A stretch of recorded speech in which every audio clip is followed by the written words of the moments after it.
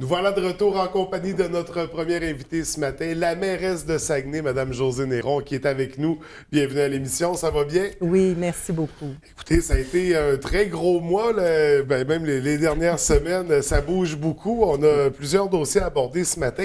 D'abord, j'aimerais faire un retour sur le premier grand conseil de ville qui s'est très bien déroulé. On a vu beaucoup de changements dans la structure, dans le déroulement, beaucoup d'interventions tout le long du conseil parce qu'on sait qu'on précédemment, il y avait une période de questions de durée limitée à la fin. Là, on intègre ça pendant tout le conseil. Faites-moi un résumé. Qu'est-ce qu'on a modifié exactement pour le déroulement? Les principaux changements, c'est qu'on a instauré une période de questions de 30 minutes en début de conseil. Oui. Donc, pour le grand public, période de questions. Cette période-là, elle est vraiment pour permettre aux gens de poser des questions sur les sujets à l'ordre du jour. Donc, c'est tout à fait logique. Oui. C'est ce qu'on voit dans d'autres villes. C'est institué de plus en plus. Avant de statuer, avant de voter sur des résolutions, les gens peuvent nous amener leur point de vue, nous exprimer leurs inquiétudes par rapport au fait qu'on va voter sur quelque chose, qu'on va statuer sur quelque chose et que ça va éventuellement les toucher. Oui. Donc ça, c'est une première chose. Deuxième chose, eh bien, on a eu, à un moment donné, on a eu à expliquer au niveau des compteurs d'eau. Alors, ce qu'on a statué en conseil, c'est qu'on utiliserait et on demanderait de plus en plus à la fonction publique des gens qui sont compétents, des gens ce sont eux qui traitent vraiment les dossiers en profondeur avec les différents ministères.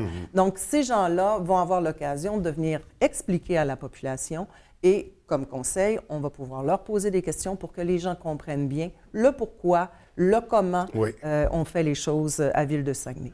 Autre chose, au niveau du conseil lui-même, les conseillers ont la capacité de, lorsqu'il y a je vous dirais, un point à l'ordre du jour qui va toucher soit leur présidence comme d'un comité, exemple, comité sport et loisirs, comité des travaux publics, comité de la sécurité. Donc, ce sont ces gens-là qui vont venir présenter le point. Alors, il va y avoir, je vous dirais, un partage au niveau de la communication et je crois que pour la population, c'est intéressant. Puis on va plus profondément au niveau de l'information qu'on donne à la population. J'ai également demandé à la greffière que tous les services, lorsqu'ils nous présentent des points, au lieu que ce soit des numéros, des choses comme ça, que ce soit beaucoup plus détaillé. Exemple, réfection du segment 1750-32. Bon, alors moi, je lui ai dit, plutôt que ce soit numérisé, que ce soit compliqué pour tout le monde, j'aimerais, oui, à côté de ce fameux numéro-là, j'aimerais également qu'on ait le détail. C'est entre le 1255 boulevard de la Grande Baie jusqu'au 1345. Voilà. C'est quasiment chez nous, ça. Ça ressemble un peu chez vous. Vraiment intéressant. Retour de la plénière aussi avant le conseil pour que tous les élus puissent se réunir. Oui, tout à fait. Oui. Bien, ça amène une belle participation dans le conseil, du moins, c'est ce qu'on a vu pour le premier. Oui. Espérons que ça se maintienne ainsi pour les 4 prochaines années. Oui. Donc, conseil qui s'est somme toute bien déroulé. Puis là, on parlait du compteur d'eau, puis ça m'amène à faire juste un petit retour qu'on n'avait pas planifié pour ce matin. Oui. Juste pour nous assurer, parce qu'il n'y a pas de frais supplémentaires, là, si je comprends bien. Le compteur d'eau, c'est quelque chose... Finalement, à travers toute la campagne, malheureusement, ça a été un peu galvaudé, ce on a parlé dossier-là. de taxes cachées, on a En parlé réalité, là, on va essayer de faire une image très rapide. Le compteur d'eau va nous permettre de déterminer combien nos institutions, commerces et industries consomment d'eau. En ce moment, on a une mauvaise lecture de la situation à Saguenay. Je vous donne un exemple. Mettons que Saguenay envoie dans tout son système d'aqueduc le 1000 litres d'eau, OK? Et que j'en récupère 500 litres en bout de piste. Je pourrais être tentée de dire j'ai 50 de perte d'eau entre le moment où je l'introduis et où je le récupère. Mais en réalité, il me manque un élément pour pouvoir vraiment dire que c'est réellement 50 que je perds. À savoir la lecture, mes institutions, mes commerces et mes industries consomment combien d'eau. Et ces compteurs-là vont m'aider à déterminer cette valeur-là. S'ils en consomment 300, en réalité, mes fuites sont de 20 puisqu'il me reste un 200 litres à expliquer. Donc, ça nous pénalise par rapport au ministère. Pour lui, on n'est pas une ville performante. Avec les compteurs d'eau, ça va nous permettre de vraiment déterminer quelle est la quantité d'eau que nos systèmes perdent. Et ça va nous aider à mieux gérer nos systèmes. Et ça nous est imposé là, par le gouvernement. Puis c'est une quantité limitée aussi. C'est pas tous les établissements qui vont... Ce sont tous les industries, commerces et institutions. OK, de ce côté-là, oui. C'est pour le résidentiel que c'est limité. Oui, parce que c'est quand même là où je peux vous dire qu'au niveau de... Voilà, la consommation est quand même concentrée là. Il va y avoir quand même à peu près 300 compteurs d'eau qui vont être installés. On est en train de le déterminer, soit dans certaines maisons, soit un débit-mètre qu'on appelle pour un quartier complet. Pour pouvoir aller vérifier, c'est simplement une question de statistique, vérifier quelle est la consommation moyenne d'un citoyen de Saguenay. Pour pouvoir voir, est-ce qu'on a besoin de sensibiliser les gens au fait qu'on doit essayer de faire attention au niveau de notre consommation d'eau, parce que, qu'on le veuille ou pas, l'eau, c'est une ressource. Il faut y faire attention. Oui, tout à fait. Moi, je pense qu'il va falloir sensibiliser, mais ça, les résultats nous le diront. On va jaser un peu. Il y a beaucoup de dossiers en cours qui ne sont pas nécessairement des décisions municipales, mais on remet de l'ordre, disons, un peu partout. Déjà, on va débuter avec des départs d'employés municipaux. Francine Gobeil, donc, il y a 2 semaines, qui quittait sa fonction d'administratrice pour le programme de dons et subventions, un poste qui est aboli là, au moment où on se parle. Quand je suis arrivée en poste, j'ai rencontré M. Jean-François Boivin, directeur général de la Ville. Je lui ai demandé l'organigramme de la Ville. On le sait tous, on a un 12 millions de manque à gagner au niveau des fonds de pension. Alors, il faut quand même faire les efforts. On s'entend, on ne ramènera pas tout ça comme ça. Il faut quand même y aller de... Ça fait 20 ans que c'est comme ça. Fait qu'il faut y aller de façon graduelle. Mais je lui ai dit, dans l'organigramme, on va commencer par faire nos devoirs en haut. Dans l'organigramme, est-ce qu'il y a des postes qui pourraient être abolis pour nous permettre d'économiser? Oui. Donc, on le sait, le poste de responsable des dons et subventions et le poste de directeur exécutif à l'éthique étaient 2 postes qui avaient été créés par M. Jean Tremblay sous son administration. Pour ses besoins, dans le sens que pour lui, dans son administration, c'était des postes qu'il jugeait nécessaires. Après analyse du poste, pour mon administration et le conseil municipal qui travaille avec moi, nous avons déterminé que ces postes-là n'étaient pas nécessaires. Donc, nous avons pris la décision, je tiens à le spécifier, pour ce qui est du poste de directeur exécutif à l'éthique, la décision a été prise jeudi passé dans un conseil extraordinaire et ça a été pris à l'unanimité. Donc, on a décidé d'abolir le poste. Maintenant, on a mandaté M. Jean-François Boivin, qui est le supérieur immédiat de Maître Coulombe. On lui a donné le mandat de rencontrer M. Coulombe pour pouvoir négocier là, je vous dirais, les détails du départ. Et c'est sûr que c'est après avoir décidé d'abolir le poste, quand on a eu à ouvrir les contrats de Mme Gobeil et de Maître Coulombe, c'est là qu'on a vu qu'on avait peut-être une petite surprise. Oui, il y avait des chiffres pharaoniques dans ces contrats. Et je vais vous dire, considérant l'état des choses, pour ce qui est du contrat de Maître Coulombe, on a demandé à une firme d'avocats externe de vérifier la légalité du contrat. Oui. Quand on a reçu l'avis, il y aura peut-être un suivi. Non, ça a été, l'avis a été reçu et le contrat est légal.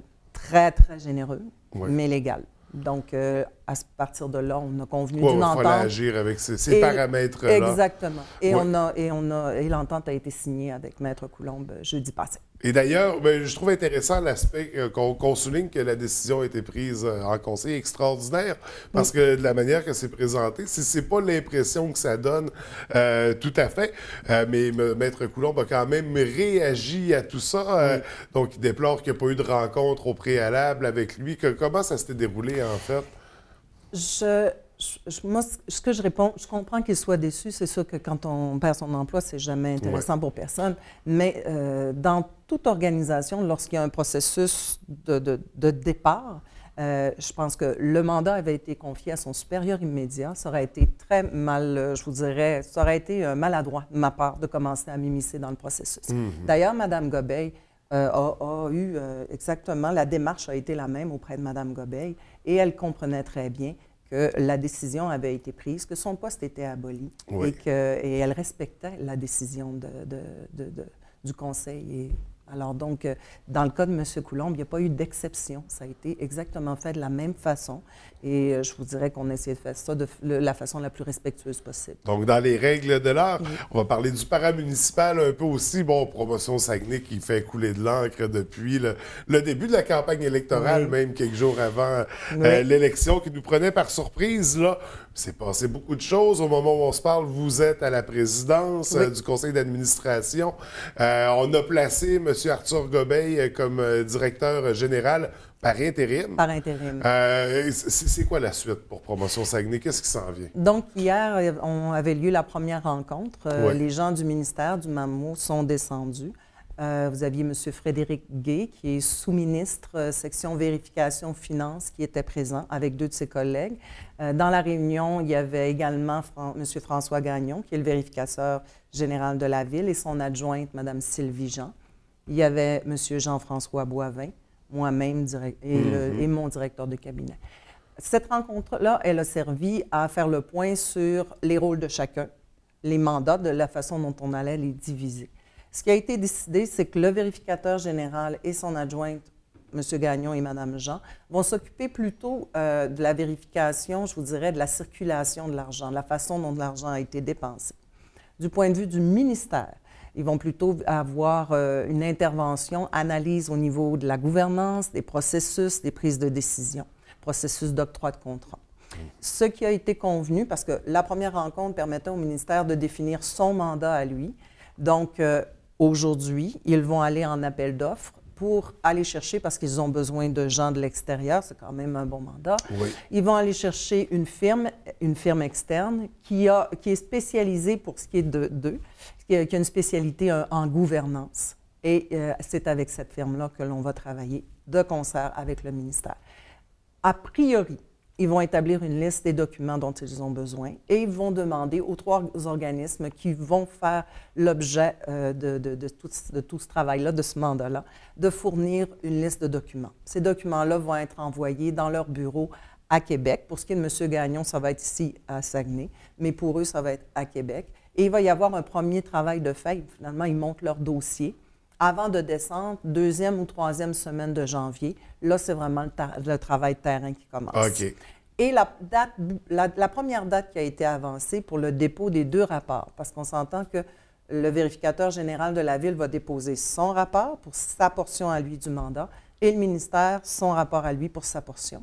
Donc, la première date qui a été avancée pour le dépôt des 2 rapports est le 31 mars, mais tout dépendant de la façon dont les choses vont se passer, ça pourrait être un peu plus tard également. Donc, ça sera à surveiller. Oui. On parle de 3 organismes parce que ça inclut Diffusion Saguenay et la zone portuaire. Exactement. Bien sûr. Donc, on va surveiller tout ça de très près. On va y aller en terminant parce qu'on sait qu'il y a le budget qui s'en vient. Oui. Bon, on ne peut pas faire d'annonce encore. Il n'a pas été présenté, mais quand même, on a abordé la question différemment. On a inclus vraiment tout le monde là, dans la démarche pour le budget. Oui. Encore là, quelque chose de tout à fait nouveau. Puis, mais je vais vous dire, si vous regardez les autres municipalités au Québec, les choses se passent de plus en plus comme ça. Donc, c'est la tangente. Là, mais puis, c'était déjà ça. C'était particulier, Saguenay, un peu. Donc, on a fait un lac à l'épaule de 3 jours.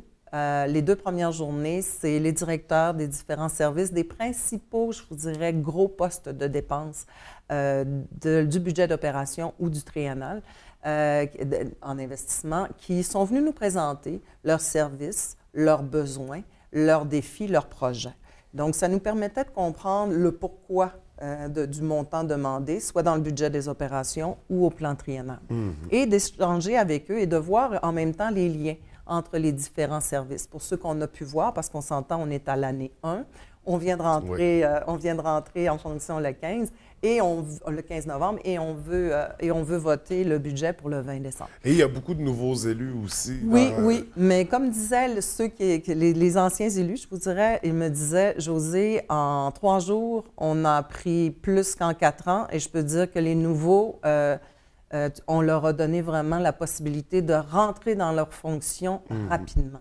Donc, ça a été 3 très belles journées où on a échangé entre nous. Ça nous a permis de commencer à commencer à apprendre à travailler ensemble, parce que veut pas, c'est une dynamique de groupe, un conseil municipal.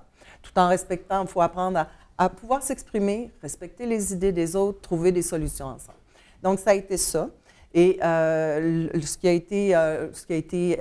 presse a été informée qu'il va y avoir le 20 au matin un huis clos où toute la presse, tous les gens de la presse vont être invités et le budget va leur être présenté, expliqué, afin que lorsqu'on va le voter sur l'heure du dîner, ça va être fait sur l'heure du dîner, ils puissent tout de suite pouvoir le commenter et pouvoir le livrer, informer la population. Donc, leur permettre d'avoir du recul pour réagir. Tout à fait. Et c'était une demande parce qu'on a rencontré l'Association des journalistes de la région il y a à peu près 2 semaines.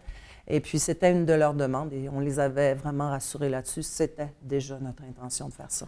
Donc, le budget qui sera présenté le 20, c'est-à-dire dans une semaine. Oui, dans pas longtemps. Oui, dans pas longtemps, à midi. On surveille tout ça de très près. Nous, on va se revoir pendant l'année 2018. Sûrement. On va essayer d'établir une fréquence pour faire les suivis de dossiers municipaux. Écoutez, Mme Néron, merci d'être venue nous rencontrer ce matin. Je vous souhaite un beau temps des fêtes, une belle année 2018, puis plutôt que ça, un beau dépôt pour le budget. Et je voudrais me permettre de souhaiter à la population également un très joyeux temps des fêtes. Profitez de ce moment-là pour partager des moments magiques avec votre famille. Et puis, une superbe année 2018. Je pense que tout le monde ensemble, on va travailler à faire en sorte de faire en sorte que Saguenay soit la ville et également la région du Saguenay-Lac-Saint-Jean soit la région où les gens veuillent venir vivre, travailler, grandir, vieillir, s'amuser finalement. On va renverser les statistiques qu'on présentait ce matin. Donc, Mme Néron, merci beaucoup. Bonne journée. Ça me fait plaisir. Bonne journée.